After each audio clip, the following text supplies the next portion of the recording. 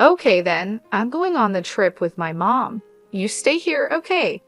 I was shocked and couldn't say a word. But this is the prize I won in the contest, you know. Also, if the winner doesn't use the ticket, it becomes useless. I wanted to say that, but my husband David cut me off with something shocking. If you don't like it, we can just get a divorce, he said. Excuse me. I mean, if you can't agree with what I'm saying, then we should get a divorce. His words made my feelings for him instantly fade. My name is Olivia, and I'm a 32-year-old office worker. I went to an all-girls school from middle school through university and started working without really talking to men. I was so busy with work that I never had time to fall in love. Suddenly, I was 27 and still single. Thinking this was not right, a friend set me up on a blind date. That's how I met my first boyfriend, who was a freelancer but lied about being an office worker. After we started dating, he lost his job and seemed ready to rely on me for everything. I ended things as soon as I could. After that experience, I became even more cautious about men and found it hard to trust them. So I reached 40 without any serious relationships. My parents were even more worried about me than I was. Both my parents had already been married for several years by the time they were my age, so they were quite eager for me to settle down as well. Back then, most people got married by 24, but nowadays it's common to marry later, even in your 40s. My dad started bringing me several arranged marriage proposals, saying he'd find someone for me since I didn't have a boyfriend. At first, I rejected all the offers, but over time, I felt bad for continuously saying no to what my dad suggested. I could tell that my parents, who wanted nothing but happiness for their only daughter, were getting impatient. So I decided to take a positive step and agreed to go on a blind date to show my appreciation for my parents. That's when I met David, who later became my husband. David was 31, just like me.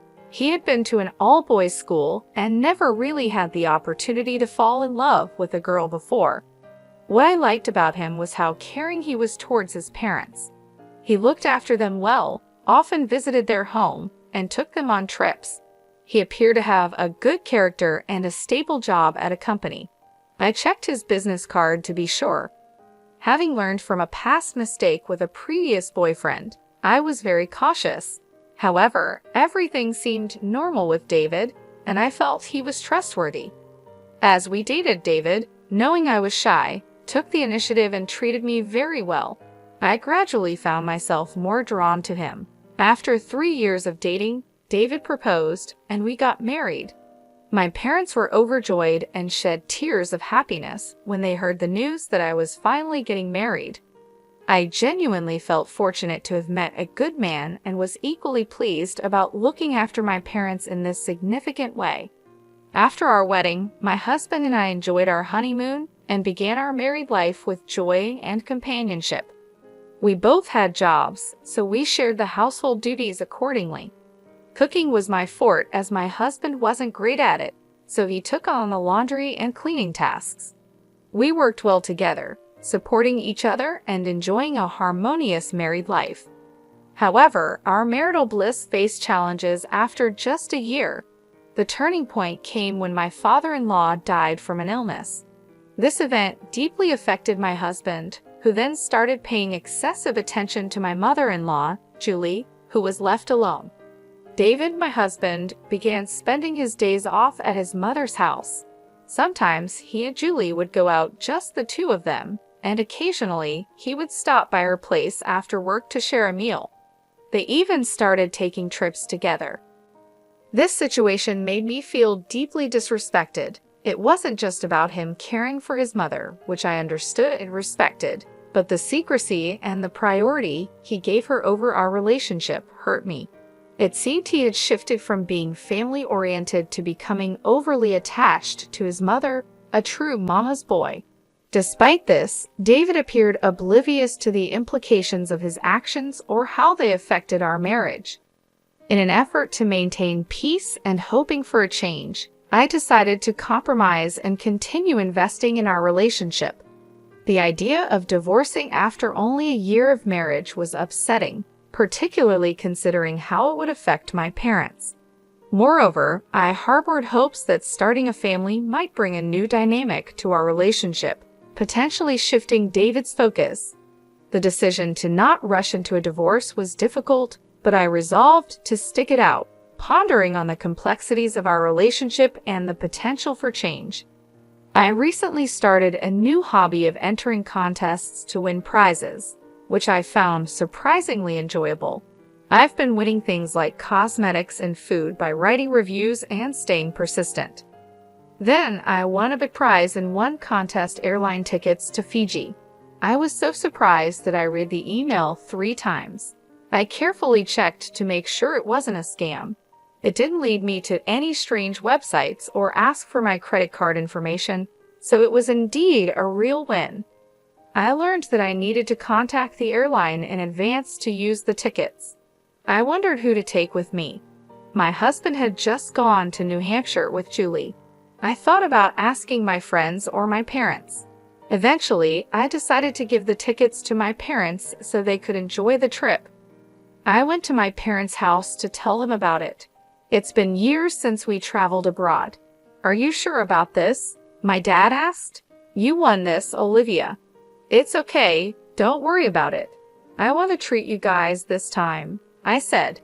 They were happy, but then my dad noticed something in the ticket's conditions. This ticket is only valid for the person who won it and can't be transferred or sold, he read. What? Does that mean I can't give it to you both? I asked. Yeah, it seems so, he replied.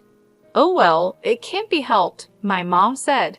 You won it, honey, so why don't you go with David? Since my parents suggested it, I decided to go with my husband. When I returned home from my parents' house that night, I found a woman's coat by the front door. It looked familiar, yes, it was Julie's coat. When I entered the living room, I saw Julie watching TV. Oh, Olivia, did you just get home? It's your day off? So what kept you out so late? She asked. Oh, I didn't know you were here, Julie, I replied. What are you implying?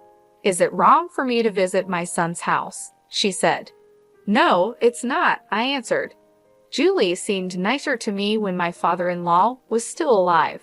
Since he passed, she has been very strict and cold towards me. What's this? What did you buy? Julie noticed the bag I was carrying. It's nothing, I said. Just show it to me, she demanded. Why? I asked. Just show it, she insisted, and then she snatched the bag from me. Fiji, are you just treating yourself? What are you doing with David's money? What are you talking about? I've never depended on David's money, I said. I won a pair of travel tickets in a contest, so I thought I would go on the trip with my husband. Oh, really? A prize, huh? Julie's mood suddenly changed, and she got excited. I had a bad feeling about this. Then my husband came into the living room, fresh from a bath. Oh, Olivia, welcome back. What's wrong? He asked, hearing his mother's excited voice from the bath. David, listen. Olivia won a trip to Fiji in a contest. Julie told him. Wow, that's great, he said. Yeah, I added. So I decided I'd go with you, David. I even bought a guidebook for it. How many people can go on that trip? He asked. It's just 2 tickets, so it would be just us, I replied. David was silent for a moment, glancing at Julie. She was looking at him with wide eyes, like a dog hoping to be fed. Okay, well then, I'm going to go on the trip with my mom. You stayed home, okay? He said. I was completely speechless. I couldn't believe David was so attached to his mom. This is what I won from the contest, you know, I reminded him. So what? We're a couple, so what's yours is mine, right? And what's mine is my mom's, he replied. What kind of logic is that? I thought. No way. Besides, you and Julie just went on a trip a few weeks ago. That trip doesn't relate to this one. I paid for that, and it was within the country, he argued. I haven't been on an overseas trip in years. I'm so excited, Julie chimed in, already planning the trip. Hey, I didn't even agree that you two would be the ones going. Besides, the ticket would be invalid if I'm not there, I tried to say, but David cut me off with something shocking. If you don't like it, then we can just get a divorce, he said. Excuse me, I said, if you can't listen and follow what I say, then we'll get a divorce. I never thought he would say something like that. Instantly, my affection for him cooled. Do whatever you want, I told him. Why didn't you just say you were so selfish? Both David and Julie looked as if they had won a big fight. They took the guidebook from me and began to happily plan their trip. Meanwhile, I started thinking about what I would do after a divorce. Later, my husband asked me to contact the airline, so I did. I asked if I could give the tickets to my husband or relatives if I couldn't go. Sorry, but you're not allowed to give the tickets away, even to your family or relatives, the operator replied. Well, of course, I said, realizing this made sense. I then decided to decline the tickets I had won in the contest and hung up the phone. Afterwards, I told my husband about my decision. I called to remind you about the terms and conditions on the tickets, so please check the details. Then my husband scoffed and said, I don't need to read the terms and conditions, and left the tickets on the shelf. He probably never thought those tickets could be invalid. I told my parents about this incident. I asked them for help because I planned to move out on the day David and Julie went on their trip. My father was shocked when he heard what happened. He had suggested the arranged marriage with David, so he felt responsible. It's not your fault, Dad. He only recently started showing his true colors, I reassured him, trying to make him feel better. On the day of the trip, David was in a great mood and getting ready to leave. Well, I'm off then. Take care of the house while I'm gone, he said with a big grin. Yeah, have fun, I replied with a big smile, surprising him. As soon as he left, my parents arrived to help me move. They loaded my belongings into the car, and we drove to the new apartment I had found near my office. I had started looking for a new place as soon as I got fed up with my husband. 5 hours later, my husband called me. Hello. Hey, what's going on? They said our airline tickets are invalid. Yes, that's correct. If the winner doesn't go, the tickets are invalid. I didn't hear anything about that. I told you, didn't I?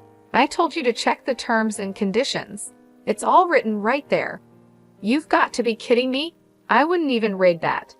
Well, that's your fault for not reading it. It's like someone who gets sued and says they didn't know anything about the law. What am I supposed to do now? I already got a hotel in Fiji. They told me I'd have to pay for our own ticket fees. Like I said, it's none of my business anymore. You and Julie should just take care of it. I said that and hung up the phone. 20 minutes later, my husband called again. What now? Hey, why can't I pay with your card? Huh? My card? What do you mean? I panicked and checked the drawers, only to find that my card, which I had been using as a backup, was gone. You took the card without my permission. I was only borrowing it for a little while, but I was told by the airline staff that I can't use this card. What the hell is going on? Are you stupid? If you're not the owner of the card, you can't use it. But on the internet? Huh, internet? Oh no. And he hung up the phone. No way. I immediately checked my credit card statement for the card I used as a backup and saw charges I didn't recognize. I remembered my husband had been buying a lot of clothes and other things recently. He must have used my card without my permission. I quickly blocked the card and took a screenshot of the statement history. With this evidence, I planned to confront him later. A few days after his trip to Fiji, my husband called. Hey, what is the meaning of this? I don't see any of your stuff and belongings in our house anymore. And you left divorce papers on the table. What the hell are you thinking? Well, I can't go on living with a mama's boy who prioritizes his mother over his wife and turns into a thief using my credit card without permission. What? If you won't sign the divorce papers, then let's fight in court. Court? Oh, are you in trouble? If people at work find out about this, I see. Then I'll request my divorce through my lawyer, so you better quietly agree to the request. No way. My husband reluctantly agreed to the divorce. He accepted on the condition that there would be no division of property, and he would also pay for the credit card bills he racked up without my permission. But my revenge doesn't end there. I decided not to talk about what had happened, but I wasn't sure what my father, who had arranged the marriage, would do or say. Soon my ex-husband called me. Hey, this is not what we agreed on. Everyone at work knows about what happened. Now, they talk about me behind my back, and I'm known as a mama's boy and a thief. I can't hold my head high in my company anymore. Oh, what a pity, I replied, but I hadn't told anyone about this. Did you forget that so many people were involved in our marriage? He asked. Yes, our marriage was arranged through connections. My father, a general manager, and my ex-husband's boss, a department head, were good friends. They set up our blind date because my ex-husband was a promising bachelor working under him. It turned out that my ex-husband's boss was very upset with him over this whole mess. David was now being shunned at work, and his career prospects had dimmed. As for Julie, the news had spread to her neighbors, and they started avoiding her, leading her to isolate herself at home. They both faced the consequences of their actions, and I felt no sympathy for them. Meanwhile, I focused on my career, earned a promotion, and received a raise. To celebrate, I took my parents on an overseas trip to France, a place we had all wanted to visit for a long time. We created wonderful memories together. This whole ordeal has been a learning experience for me. I'm shocked that he turned out to be not just overly attached to his mom, but also a thief. At this point, there's nothing more to be done for him. I'm relieved that my family enjoyed their time together in France. I hope I, a kind and family-oriented person, will find someone better and truly wonderful in the future. Thank you for watching until the end. Please subscribe to our channel, and we hope to see you in our next video.